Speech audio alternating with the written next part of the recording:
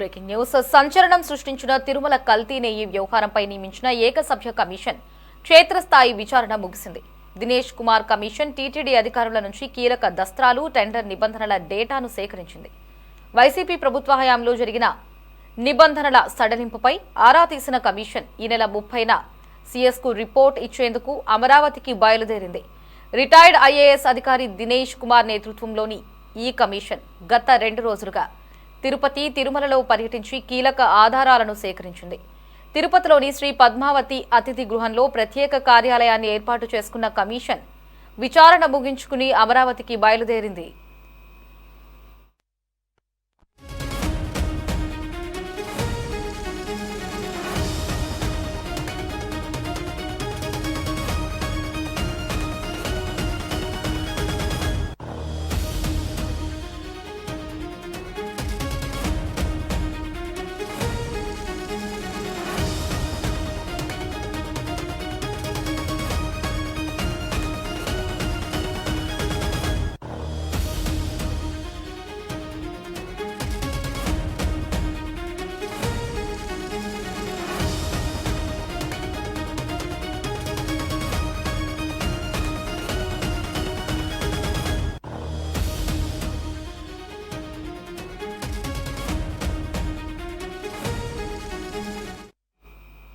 YCP ప్రభుత్వ హయాంలో నెయ్యి కొనుగోలు ప్రక్రియలో జరిగిన అక్రమాలపై కమిషన్ లోతుగా ఆరా తీసింది.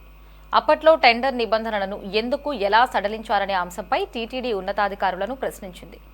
టీటీడీ ముఖ్య ఆర్థిక గణాంకాల సలహాదారు బాలాజీ నుంచి గత పాలక మండలి నిర్ణయాలకు సంబంధించిన దస్త్రాలను సేకరించింది.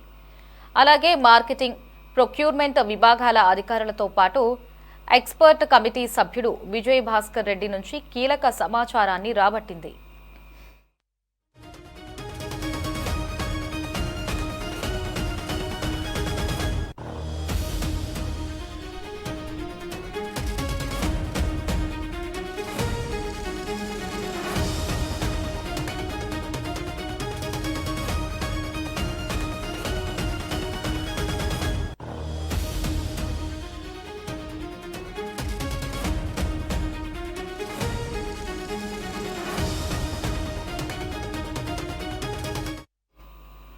రాష్ట్ర ప్రభుత్వం ఫిబ్రవరి 20న ఈ ఏకసభ్య కమిషన్ను ఏర్పాటు చేస్తూ ఉత్తర్వులు జారీ చేసింది.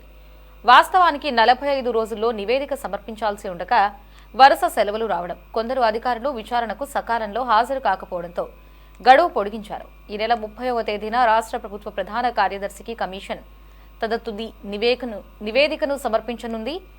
1000 నాణ్యత పరీక్షల్లో వైఫల్యాలు, టెండర్ల ఖరారులో జరిగిన లోపాలను ఈ నివేదికలో పొందుపరిచినట్లు సమాచారం.